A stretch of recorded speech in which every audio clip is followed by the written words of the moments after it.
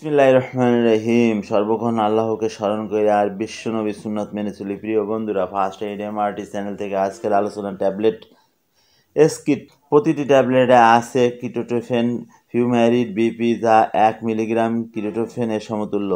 Tablet এসকিট একটি শক্তিশালী antihistamine যা কার্যকরভাবে H1 রিসেপ্টর বন্ধ করে। এছাড়াও ইহা মাস্ট কোষ ও বেসোফিল স্থিতিশীল এবং প্ল্যাটেলেট অ্যাক্টিভেশন ফ্যাক্টরকে বাধা প্রদান করে এবং হাঁপানি আক্রমণের প্রতিরোধে কার্যকর ভূমিকা রাখে।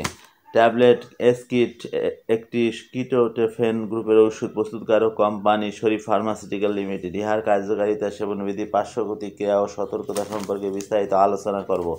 কার্যকারিতা: হাঁপানি, শ্বাসকষ্ট ও অ্যাজমা প্রতিরোধে কার্যকর। অ্যালার্জিক রাইনাইটিস এবং কনজাংটিভাইটিস এর লক্ষণযুক্ত চিকিৎসায় কার্যকর।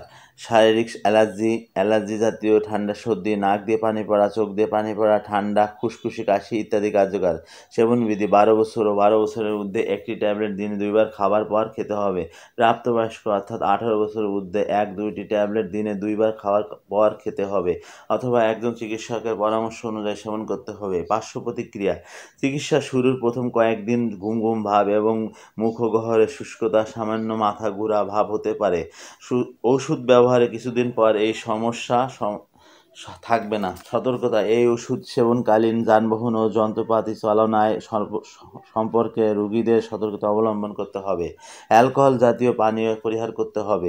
গর্ভাবস্থায় কিটোটোফেন এর বিরূপ প্রতিক্রিয়ার কোনো প্রমাণ পাওয়া যায়নি। গর্ভাবস্থায় কিটোটোফেন সেবন পরিহার করা উচিত। কিটোটোফেন মাতৃদুগ্ধে নিঃসৃত হয়, তাই কিটোটোফেন ব্যবহারকারী মায়েদের স্তন্যদান করা উচিত নয়। ডায়াবেটিস ওষুধ এবং কিটোটোফেন একসঙ্গে সেবন করা যাবে না, কারণ সাময়িকভাবে রক্তে প্ল্যাটিলেটের স্বল্পতা দেখা দিতে পারে।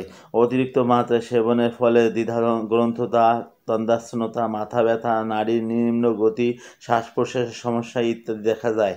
পাকস্থলী পরিষ্কার, বমির মাধ্যমে অথবা সাধারণভাবে প্রচলিত অন্যান্য চিকিৎসা পদ্ধতির মাধ্যমে ওষুধের মাত্রাধিক চিকিৎসা করার সুপারিশ করা হয়। তোমরা সালাত কায়েম করো, যাকাত দাও এবং রুকুকারীদের সঙ্গে রুকু করো। সূরা আল বাকারা আয়াত 43।